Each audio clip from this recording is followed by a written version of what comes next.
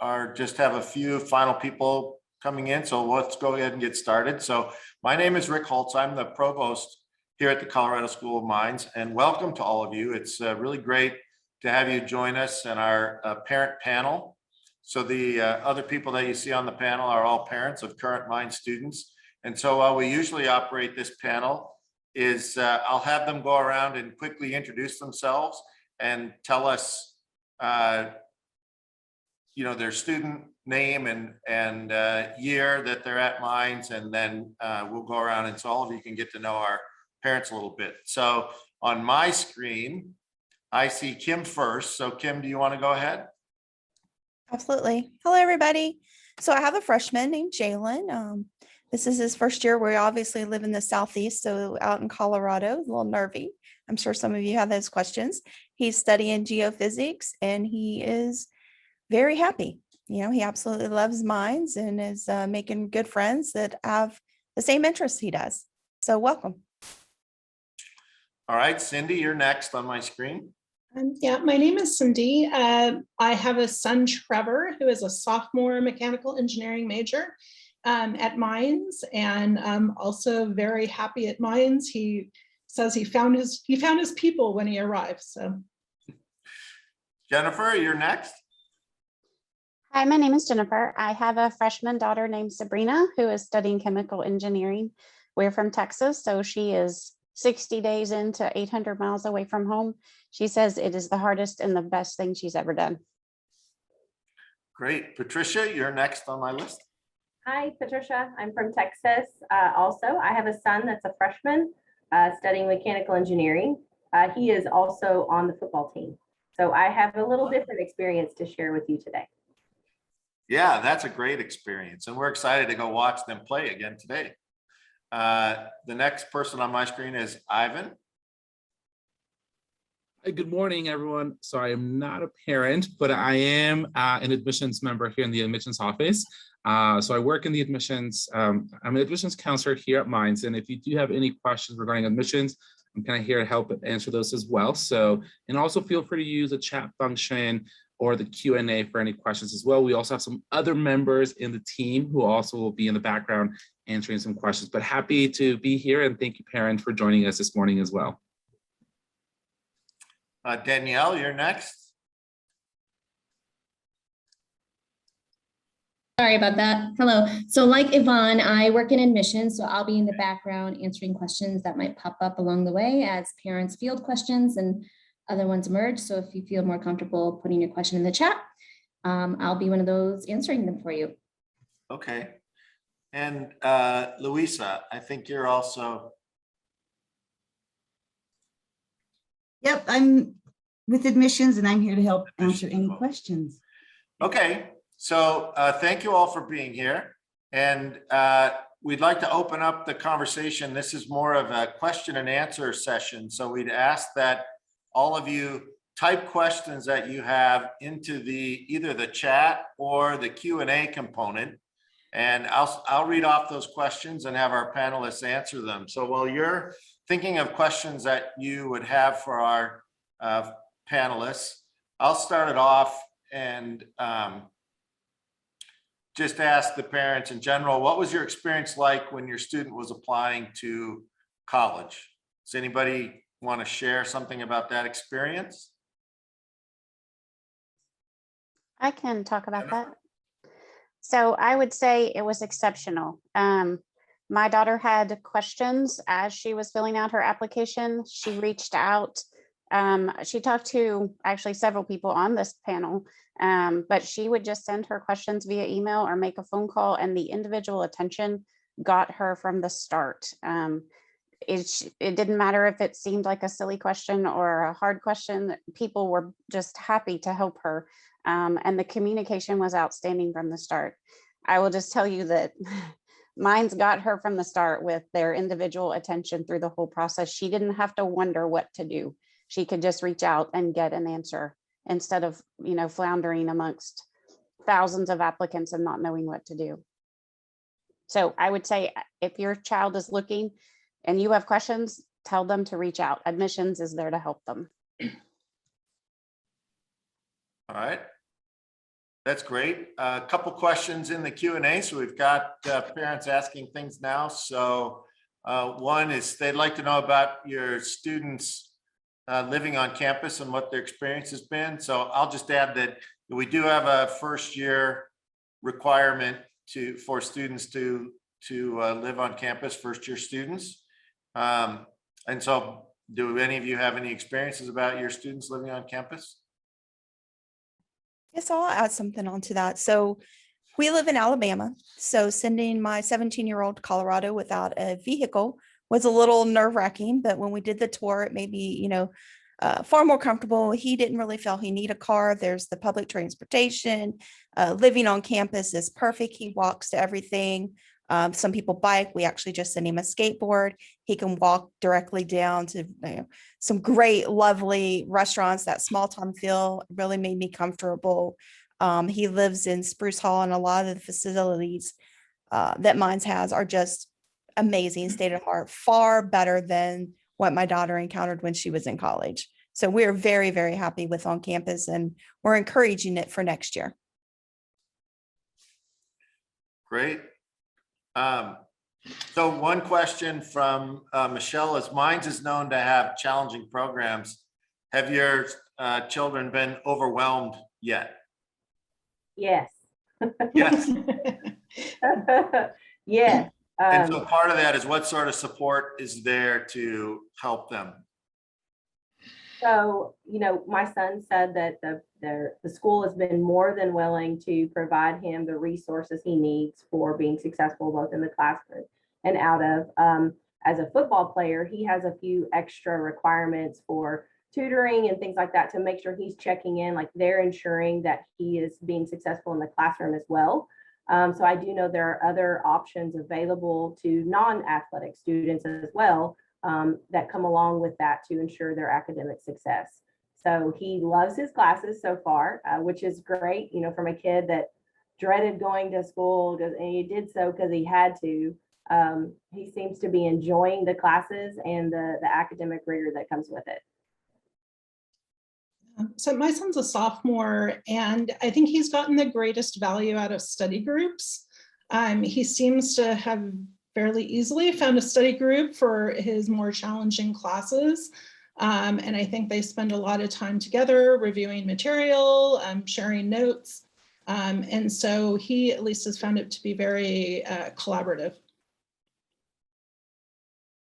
Great. Well, one question is, how is the weather in Golden? And is there any preparation for a California Bay Area student? And I'll jump in on that one. So I think the weather here is phenomenal. Today it's bright and sunny. It's about 60 degrees. So it's just beautiful. All the leaves are changing. Obviously we do have snow in the winter, but generally it melts within, several days. If we get a large snowfall, then it might take a week or more. But it is a little cooler in the winter than what you'd experience in the Bay Area. But overall, I think it's a beautiful campus, and you can see the picture behind me of a shot of campus and the surrounding mountains. It's really a beautiful area. I'm not sure if any of our parents want to add in if your sons or daughters have had any experiences with regard to weather or. Yeah, we're from California too, and my son has been determined to wear shorts throughout the whole winter. I'm not sure he's been completely successful, but he prides himself in wearing shorts even through the coldest weather. Yeah, we do have students who pride themselves wearing shorts and flip-flops all winter long, which I probably wouldn't recommend because we do have some ice and snow on the sidewalks that obviously all that gets cleaned up first thing in the morning. But I've seen students walking with flip-flops even in the middle of winter. Very interesting. So one of the questions, and this really comes to maybe one of our admissions people could answer this, but explain the admissions decision process and timing for various applications, and maybe how are roommate assignments made, those kinds of things. So Ivan, do you want to jump in on that one? Yeah, that is a great question. So I'll go ahead and address the second one really quickly. So when it comes to roommate assignments, that is really a housing question. I'm not quite sure how exactly roommate placement does happen. I do know there's usually an application that opens up in April, and then from there, students have the opportunity to match with other students. But we can definitely put some housing information in the housing website about roommate placements. Regarding admissions, so there are a couple of things here. So for anyone who did apply by the September 15th deadline, we're going to honor and have your decisions by November 1st. That is our goal. We have now moved our priority deadline to November 1st. Anyone who's applied between September 15th and the November 1st deadline, our hope is to have your decisions by December 21st. So so that's kind of the difference between those different deadlines. So if you applied by September 15th, we hope to have your decision here within the next couple of weeks. And any time after September 15th, December 21st is when we'll have your decisions released. We also have that January 15th deadline. So if you miss that November 1st deadline, ideally you do have until January 15th, but we really, really encourage students to try to submit their application here within the next couple of weeks so you can have that early decision early on. Great, thank you, Ivan. So one of the questions that come up is what kind of health services, both physical and mental, are available to students? And so I'll jump in on part of that, and then maybe I'll let our parents do the rest of it. But we do have a health center on campus for any physical type issues. So, if your son or daughter is not feeling well, cold, flu, maybe even think they have COVID, they go to our health center, they can get tested there. The health center will do initial screens, then they can refer them to, we do have an on-site dentist and physician and a nursing staff. So we try to, there's all that available to students. With regard to mental health, we also have a care team and we have on-site counseling center. So we do try to help those students that are struggling mentally when they're here. Obviously, a great support network is the most positive way for students to be able to deal with some of the stressors of college and being away from home for the first time. So that's an important thing. But we take the mental health issues very, very seriously and have a whole network of great people dedicated to helping our students in that way. And if any parents want to comment on either of those topics, if they've experienced, if your sons or daughters have experienced any mental health issues or loneliness or homesickness or any other physical issues? Yes, not specifically, but so one thing that I have another child in college as well. We do weekly Zoom or face-to-face Zoom calls with our kids. And I think you can really get a feeling for how your kid is doing by just looking at them. So something I just, encourage, always make sure you check in once a week, you just see how they're doing. And I think you can get a really good judge of their mental state and how happy they are and how well they're doing. Mm-hmm. Jennifer, did you want to? I can actually give you an experience. My daughter was about 3 weeks in, and she's an only child. So living in the dorm, while it's been great, was kind of a shell shock to have people around all the time. So she was going through some overwhelmed feelings, and classes kind of kicked in. And so she reached out to the mental health services. They were incredibly responsive. All she wanted to do was talk to somebody. In the meantime, she was waiting, I think, a day to be seen with someone there, and happened to come across her RA, who pulled her into the lobby and chatted with her and kind of talked her off the ledge there. And by the time she got to the mental health services, she was kind of good, but they continued to follow up with her. And then just on another note, she has migraines and had to miss a class one morning due to a migraine, simply emailed her professor, and he followed up twice with her just to make sure that she was better that afternoon and did she need help making up her work. I just think that's huge, because I think there are a lot of universities who would be like, sorry to hear that, better get to class. And I feel like it's been a great experience from that aspect, that is, the minute she raised her hand for help, there were people there. Hey, Great. Rick, I'll add. Nope, go ahead. I'm sorry. No, I was go ahead, Kim. I was just gonna say, those that were kind of concerned about the COVID part, I personally haven't had the experience, but I wanted to share that in some of the parent groups and the Facebook pages that we had, there have been some parents that have shared their experiences with having to quarantine and, getting their child tested. And it has been 100% positive. They have rooms, they bring them foods, they are able to communicate, watch assignments and lectures virtually. So I am highly impressed with the feedback that the other parents have been providing with what happens if we are exposed or have to quarantine. Great, thank you. So one other question is there parking available? There is parking available for students on campus. Obviously, we recommend first-year students not bring a car. They really don't need it if they're living on campus, but if they do have a car, there is parking available. I'm not sure what the cost is to park a car for a student to park a car on campus. We have several different categories depending on if they're commuting students and where they park. But that is on our website. I'd encourage you to go and check that out on the website. One of the questions was, are any of your students living off campus? So all the freshmen are likely living in dormitories. So Cindy, it might be your. Yes, so my son lives off campus with 4 other kids who also happen to be his suite mates his freshman year. So there is housing available in the Golden area. We also have our Jackson 1750 building, which is specifically apartment style housing for sophomore students. And then we do have some beds available in Mines Park, which is a facility that's on the west side of 6th Avenue that houses both upper class students and graduate students. So there are multiple options available, but as Cindy said, many students meet great friends in their first year, have great experiences living with their roommates, and then they find apartments off campus where they share the rent, and some of them share bedrooms or even have their own bedrooms, etc. Let's see. So can students live on campus all 4 years? Yes, that's certainly possible. We have a sophomore level dorm on campus and then 1750 Jackson. And we do have beds available in Mines Park.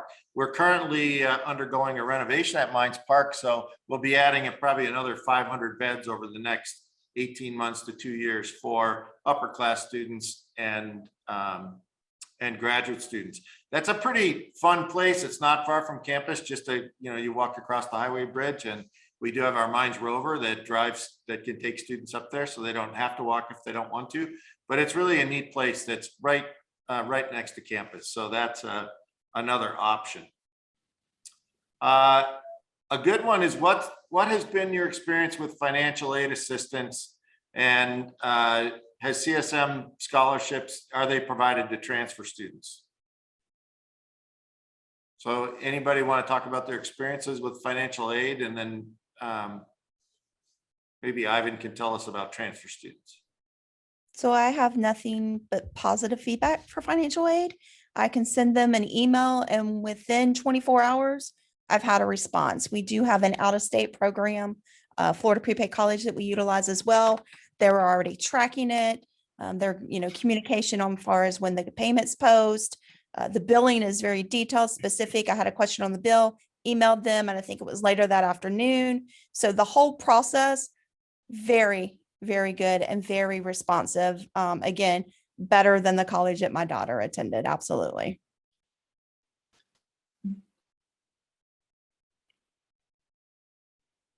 Okay, Ivan, do you have any information on scholarships for transfer students?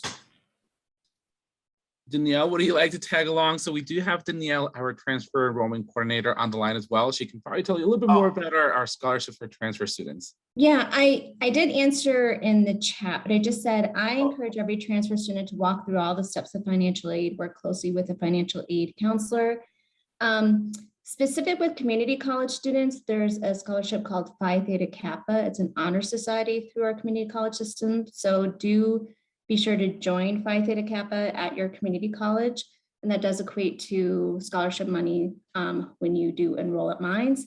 Otherwise, every transfer student is encouraged to fill out the general scholarship application, and it's worth a shot to see what you might get. But then again, work closely with financial aid to see what opportunities might exist as you progress through Mines and become a Mines student and are able to access scholarships as a current Mines student.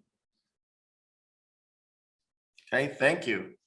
So one of the questions here, and I think our parents will be able to chime in on this, is given the challenging programs at Mines, do your students have enough time outside of academics for other activities on or off campus? I'll talk to this. So my son does the Formula One Club on campus that they meet on weekends generally, and so seems to enjoy that escape from studying. Also does hiking, has purchased an Icon pass so he can go skiing this winter. No snow yet, but he's looking forward to doing that. It is fall, I believe it's fall break this weekend. He chose to stay in Golden, had friends over for a barbecue last night. So there is time to do other stuff. How about for some of the freshman students? So I'll say my child has 17 credit hours, but he said that he actually has too much spare time. When I check on him on the weekends and stuff, he will have just been finishing an assignment.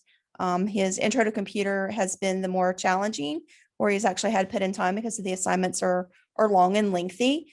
But honestly, his most challenging class he mentioned was choir, because they're learning so quickly and so many songs in such a rapid pace. But he has time to go downtown into Golden. He has friends that they occasionally will go into Lakewood to go to Chick-fil-A or run through the mall. But he is more of an introvert. So other than, maybe the geophysics club, he actually just prefers to watch his movies and play his games and relax. So he has not felt overwhelmed at all. Oh, good. And Patricia or Jennifer, do you have anything to add? So my son's a football player, so he has to contend with practices and game schedules and meetings outside of the classroom. And what I can tell you is the coaches, from the very beginning have been very supportive of saying, we acknowledge that your child is here to get a degree and that we're not going to encroach upon their ability to ensure success in the classroom. So that was a big part of our decision-making process as we went through, this and the things we had to consider. And so far, they have upheld their end of the bargain, which was to make sure that he had adequate time to study outside of, what they expect of him. And then, yes, he does, believe it or not, still have time outside of that to socialize and, get away from, the studies and have some downtime. Great. Another great question, I think, is why did your child choose Mines? So many students, there are many bright and gifted students that have lots of opportunities and options for engineering schools. What set Mines apart? Whoop, Patricia, Pick me. I like this one. Okay. So we have an older child, our daughter, and she goes to Texas Tech University. And there's almost 41,000 students that are at that school. Mines has about 7,000. And that's a big difference. And so that means that's a big difference in the campus feel. That's a big difference in the size of the campus, in the experiences that these students can have. And where our daughter was very much our social butterfly, and she thrives in the environment of 41,000 students, and that doesn't bother her. Our son is not that child. Our son is the kid that needs the close niche group of people to associate to. He has that, 6 or 8 close friends that he runs with, and they're together a lot. And it just so happens they're football players also, but they're all going through the same thing together. They're having the challenging classes, they're having the meetings and football games and preparations. So that experience that he's getting in this much smaller environment is huge. And it's absolutely attributing to his success thus far. So I'll echo what Patricia was just saying about small, but a major factor into his decision was academic, the career field that he chose. When we did the research at the other schools that he was accepted into, some SEC schools and the other Mines schools, they didn't have a specialized program that fit what he wanted, right? He still had to take a bunch of the general ed classes, and he would have to double major as far as geophysics.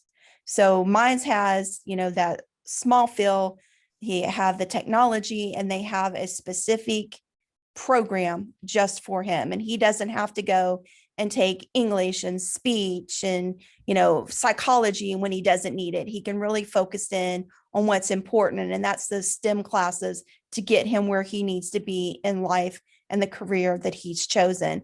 Absolutely, he was not a big fan of some of the larger schools that we looked at. He really got a sense of home feel when we visited. This was his number choice from all the virtual visits, but we made sure that we did a road trip out west and looked at some of these classes and colleges up front to make sure that he was positive and that was where he liked. And, one of the factors, as Patricia mentioned, was that smaller campus where it was walkable and you weren't just another number, and the professors know you and know what you're capable of and can communicate and push you on a personal level. And those were some of the big factors that we did. We also encouraged the research for return on investment, which is really critical as we are an out-of-state student. So I would definitely, don't hinder your child. Let them do the research and let them make sure that they make that decision. Don't be that. I didn't want to be that parent that said you can only do in-state. I need you to do what's going to make you the best person, the best adult, and help you get started in your career. And so that's why we chose Mines. Jennifer, Patricia, Cindy, you want to add anything? I can echo all of that. If you're from Texas or the SEC, you know what being an Aggie means, and our daughter was raised to be an Aggie. But in our touring of that school, it was just unbelievably intimidating to her, even though she'd grown up on that campus. We went to Mines when she was 16 while we were on vacation. It was just a whim. And while she dutifully applied and went to several other schools to investigate them, she never looked back. It was the school that had her heart from the start, 2 years in. The size is huge, the individual attention. A big thing that caught her attention early on was the commitment to getting them jobs when they graduate. And I can tell you that she took her suit and her resume when she moved in August, and she went to that career day that was 4 weeks into school, if that, and she met people and had people encourage her to apply for internships, and nothing else may come of that, but except that she got a great experience and realized, wow, from minute one, Mines is already helping me get a job 4 years from now. So that was a big deal as well. But she is, oh my gosh, so happy to be there. Great, thank you. But we're almost out of time, and so I'm sure we could keep going on and on with a lot more questions and answers. So I apologize, we have to cut this short. I did want to mention that there is transportation to the airport from Mines. Students can take a bus, or there's also light rail that goes to the airport. The light rail station is less than a mile from the Mines campus, and students, as part of their fees, do receive a bus pass, so they can take the bus to the light rail station. So we're very integrated both within the city of Golden and in the greater Denver community. There's lots of ways to get around here. So with that, I'd like to thank our panelists. Thank you all so much for agreeing to take part in this and for providing your insight and helpful comments to our parents. And parents, if you have additional questions, I'm sorry we didn't get to answer all of the questions, but please make sure you ask those of our admissions team and others during the day, and we're happy to get back to you and provide those answers. Ivan, will there be a fact sheet or a question and answer to answer some of these things online? I don't know. I'm pretty sure. I know these are all great questions. Another great way to reach out to us is just by emailing admissions@mines.edu. I think some of the parents, echoed that, if you reach out to us, we'll try to at least, get you some information, or if you don't know it, at least direct you to the right individual. So please email admissions@mines.edu, and we can always help answer some questions. I did see some folks asking about visiting campus. We do offer visit options Monday through Friday. And I went ahead and shared the visits page. Go ahead and click on that link and choose a day and time that works best for you. But we are having those Monday through Friday, and we would love to have you visit campus and definitely see campus for yourself. Great. Thank you all. I hope you have a wonderful day visiting Mines virtually, and we hope to see all of you all your students on campus next fall. So have a wonderful rest of your Saturday. Take care, everyone.